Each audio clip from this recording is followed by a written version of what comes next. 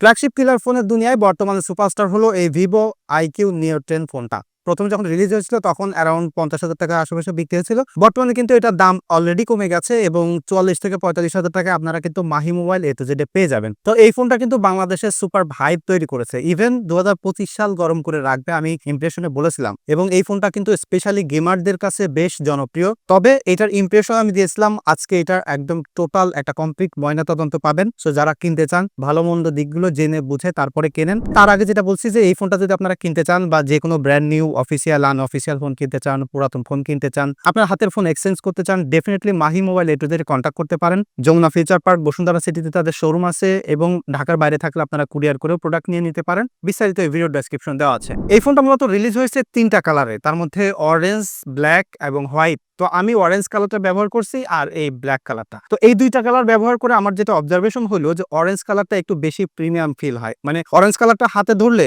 একদম 100% আপনার কাছে মনে হবে ওইটা গ্লাস ব্যাক এবং মেটালিক ফ্রেম ব্যবহার করেছে, বিকজ ওইটা এত প্রিমিয়াম লাগে। এবং ব্ল্যাক কালারটা যে একদম খারাপ তা কিন্তু নয়, ইটস ফিল ভেরি প্রিমিয়াম। এবং এই দুইটা ফোন কোনোভাবে বলার উপায় নাই যে এখানে প্লাস্টিক বিল ব্যবহার করা হয়েছে। ইভেন আমি সত্যি কথা বলতে কি এখনো 100% শিওর না যে এটা প্লাস্টিক কিনা, তবে এখনো পর্যন্ত যে খোঁজ খবর পেয়েছি ভিভোর অফিসিয়াল কোনো জায়গায় আসলে মেনশন করা নাই যে এটা glass. So definitely it's a plastic bill phone. তবে ডিজাইন দুইটাই আসলে খুবই প্রিমিয়াম। ফার্স্ট অফ অল এটার চার্জিং এবং ব্যাটারি ইনফোটা একটু দিয়ে দিই। এখানে ব্যবহার করা হয়েছে 6100 মিলিঅ্যাম্পিয়ার একটা ব্যাটারি। সো এটা কিন্তু সিলিকন কার্বনের ব্যাটারি এবং 2025 সালে এই ট্রেন্ডটা আমরা দেখতে পারবো যে 5000, 6000, even some phone might will get the 7000 milliampere battery, because যে সিলিকন কার্বনের ব্যাটারি সেটার ডেনসিটি অনেক বেশি থাকে। সো এটা সাইজ অনুযায়ী ক্যাপাসিটি কিন্তু বেশি থাকতে পারে। তো এই ফোনটা দিয়ে আমি 6 ঘন্টা স্ক্রিন অন টাইম পেয়েছি। তো আমার কাছে মনে হলো যে নতুন রিলিজ হয়েছে, এটা আর যদি যে একটা সফটওয়্যার আপডেট পেয়ে যায় তখন আরো বেটার এটা করতে পারবে, বিকজ 6000 মিলিঅ্যাম্পিয়ার অনুযায়ী এটার ব্যাটারি ব্যাকআপ কম পেয়েছি। এবং এই ফোনটাতে কিন্তু 120 ওয়াট পর্যন্ত ফ্ল্যাশ চার্জ আপনি সাপোর্ট করাইতে পারবেন, যেটা এটার সাথে অ্যাডাপ্টার দেওয়া আছে।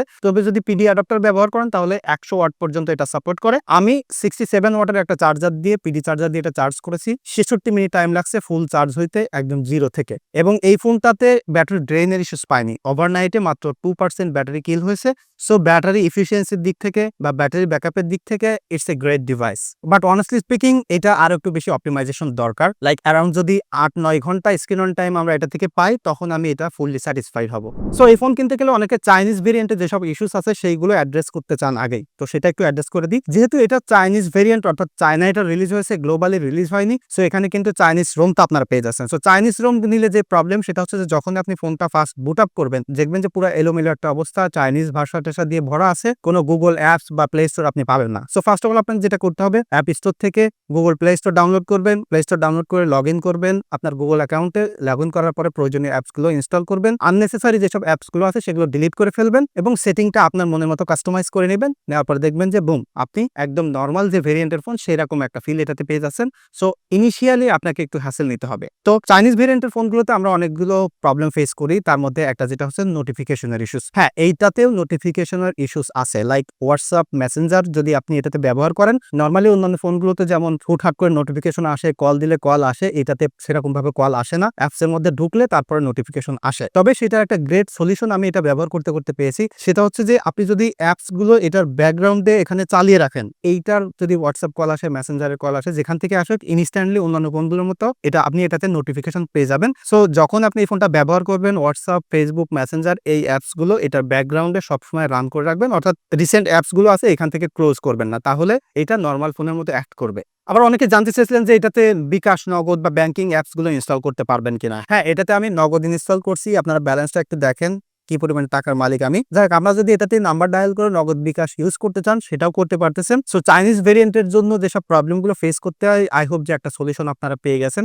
বা এইটার কনফিউশন আপনাদের ক্লিয়ার হয়েছে। এই ফোনটাকে পাওয়ার করতেছে স্ন্যাপড্রাগন 8 Gen 3 একটা প্রসেসর, সাথে 12GB র্যাম, ইউএফএস 4.0 স্টোরেজ এবং 144 হার্টজ রিফ্রেশ রেটের একটা ডিসপ্লে রয়েছে। সো টোটালি কিন্তু একটা ওভারকিল স্পেসিফিকেশন আছে। সো সেই হিসেবে এটা যেহেতু 2025 সালের ফোন, তো আপনি যদি আরো 5, 6, 7 বছরের কথাও চিন্তা করেন, এই স্পেসিফিকেশনটা কোনোভাবেই ব্যাকডেটেড না বা একদম স্লো নয়, এইটা একদম ফ্ল্যাগশিপ ক্যাটাগরির স্পেসিফিকেশন। এবং এখানে কিন্তু অরিজিন ওএস 5 চলতেছে, যেটা বেসড অন অ্যান্ড্রয়েড 15, খুবই অপটিমাইজ এবং নর্মালি কাজকর্ম করতে গেলে এটা ওভারকিল বা ওভার পাওয়ার্ড একটা ফোন আপনার কাছে মনে হবে। তবে এই ফোনটাতে যে মজার ব্যাপারটা আমি লক্ষ্য করেছি সেটা হচ্ছে যে বেঞ্চমার্ক, অর্থাৎ অন্তত বেঞ্চমার্ক বা 3D মার্ক টেস্টের যে অ্যাপসগুলো আছে এইগুলো সামহাউ কেন জানি অপটিমাইজ না। বিকজ আমি যখন স্ট্রেস টেস্ট এটা দিয়ে করেছি 55 ডিগ্রি পর্যন্ত টেম্পারেচার এটাতে পেয়েছি, মানে ইনসেইন লেভেলের একটা হট কিন্তু এটা হয়েছে। আমার লাইফে এত বেশি গরম কোনো ফোন আমি পাইনি, মানে 55 ডিগ্রি, মানে চিন্তা করতে পারতেছেন। তবে যখন আমি এই টেস্টগুলো করতেছিলাম তখন আমি ভাবতেছিলাম যে এই ফোন চালাবে কেমনে মানুষ, বাট আমি যখন এটা গেমিং করতে গেলাম পাবজিতে 90 FPS এ একদম স্মুথলি খেলতে পারতেছিলাম। এটা 81 থেকে শুরু করে 90 FPS পর্যন্ত একদম স্টেবল ছিল।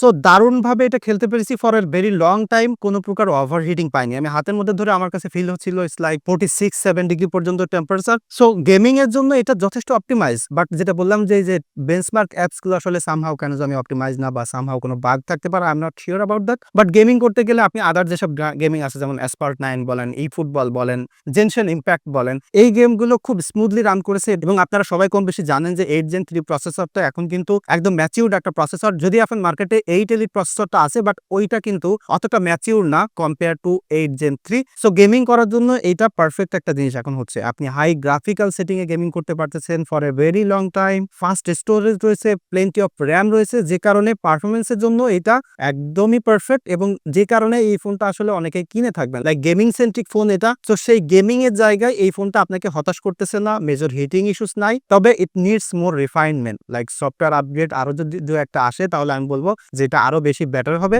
এটা মূলত কোনো ক্যামেরা সেন্ট্রিক ফোন নয়। বাট একটা জিনিস বলেন, যারা আসলে গেমিং করার জন্য ফোন কেনেন তারা কি ছবি তোলার জন্য আরেকটা ফোন কেনেন? অবশ্যই না। আমরা এখন যে ফোনই কিনি না কেন সেটা অলমোস্ট কমপ্লিট প্যাকেজ হইতে হবে, অর্থাৎ ভালো ফটোগ্রাফির এক্সপিরিয়েন্স দিতে হবে, ভালো পারফরমেন্স দিতে হবে, আদার যেসব রিকোয়ারমেন্ট আছে সেগুলো তো থাকতেই হবে।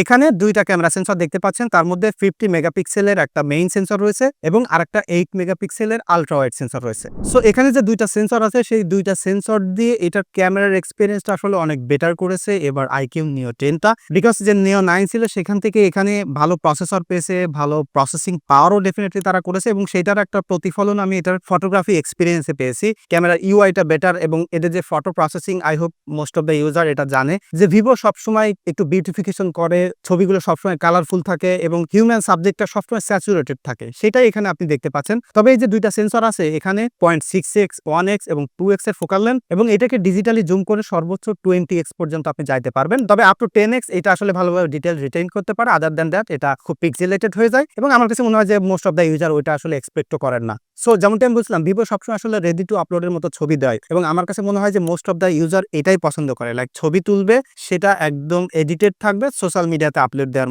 জন্য রেডি থাকবে এবং হালকা একটু এডিট করতে চাইলে করলো বা না করলো, এই জিনিসটা কিন্তু এখানে পাচ্ছেন। এবং সব ধরনের লাইটিং কন্ডিশনে এটা ভালো ছবি তুলতে পারে, লাইক আপনি যদি মোস্টলি ডে লাইটে ছবি তোলেন একদম পারফেক্টলি ছবি দিবে আপনাকে এভরি টাইম। এবং এখন কিন্তু most of the phone day লাইটে ভালোভাবে ছবি দিতে পারে। সো এখানে আসলে এক্সেপশনাল কিছু নাই, আমরা নর্মালি একটা ফোন থেকে যেরকম এক্সপেকটেশন রাখি সেটা এখানে ডেফিনেটলি ভালোভাবে ফুলফিল করতে পারতেছে। তবে এটা নাইট মুডে এসে স্ট্রাগল করে 8 মেগাপিক্সেলের আলট্রা ওয়াইড সেন্সরটা, মেইনলি যদি লো লাইট হয় প্রচুর পরিমাণে ডিটেইল মিস করে। তবে এইটা কিন্তু পুষিয়ে দিয়েছে মেইন সেন্সর, অর্থাৎ যে 50 মেগাপিক্সেলের মেইন সেন্সরটা আছে ভাই রাতের বেলায় এত সুন্দর ফাইনেস্ট ডিটেইল প্রোভাইড করে, একদম পুরো রাতকে দিন বানায় ফেলতে পারে। এবং ভিভো কিন্তু এই জিনিসটা করে থাকে, সবসময় রাতের বেলায় খুব ভালোভাবে এক্সপোজ করে ছবি প্রোভাইড করে, সেটা এখানে পাচ্ছেন।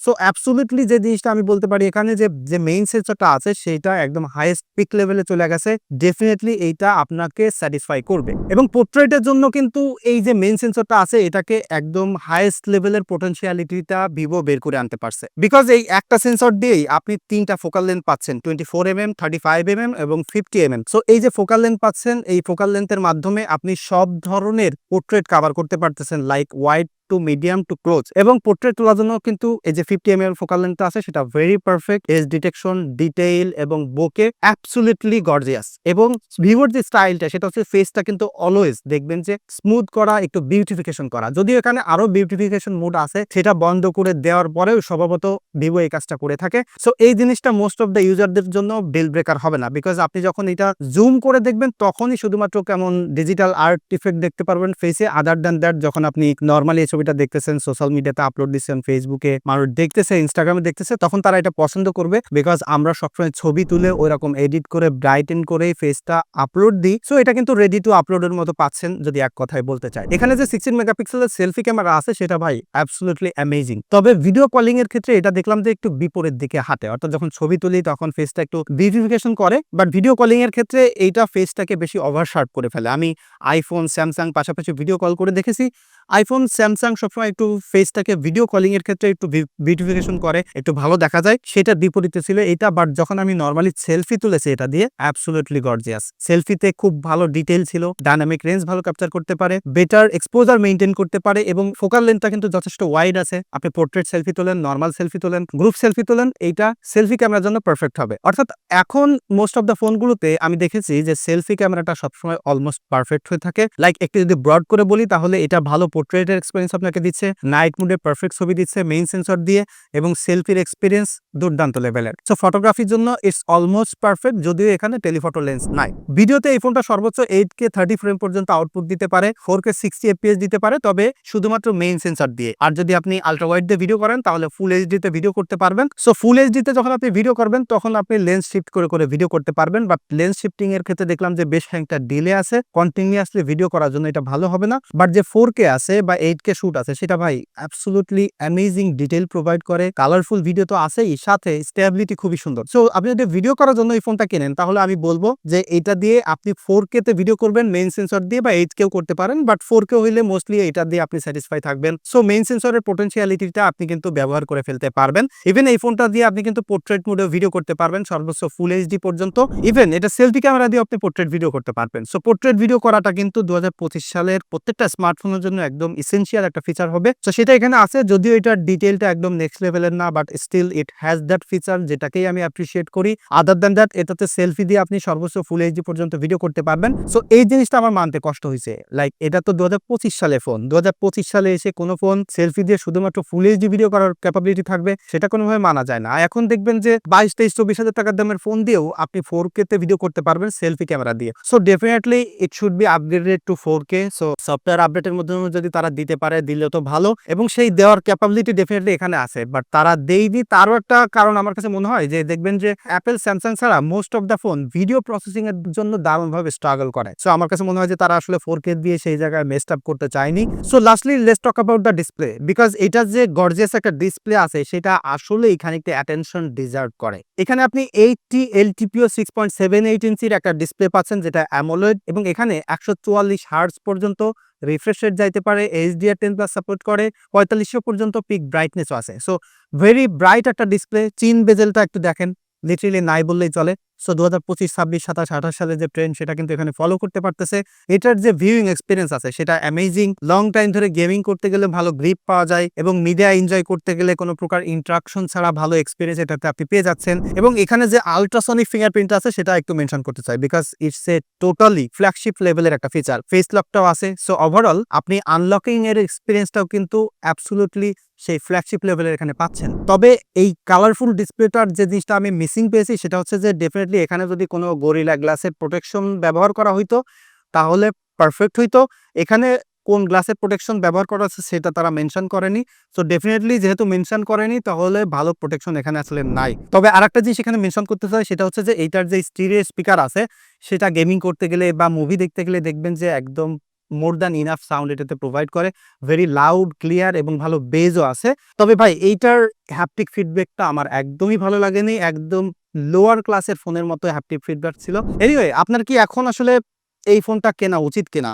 মাত্র কয়েকদিন আগে রিলিজ হলো, মোটামুটি এখন দামও কমে গেছে। হ্যাঁ, অবশ্যই আপনি কিনতে পারেন, এই ফোনটা না কেনার কোনো কারণ নাই, এক্সেপ্ট আপনি যদি ওই চাইনিজ ভেরিয়েন্টের হ্যাসেলগুলো পোহাতে না চান। যদিও সেটা সলিউশন আছে, বাট স্টিল আপনি যদি এটার গ্লোবাল ভেরিয়েন্টের জন্য অপেক্ষা করতে চান ডেফিনেটলি করতে পারেন। আদার দ্যান দ্যাট এখন এটা কিনলে চোখ বন্ধ করেই চালাতে পারেন, কোনো ইস্যুস এখানে আসলে নাই। So that's it for today. আপনার যদি কোনো মতামত থাকে তাহলে ডেফিনেটলি সেটা কমেন্ট করে জানাতে পারেন। দেখা হচ্ছে আগামীকালকে।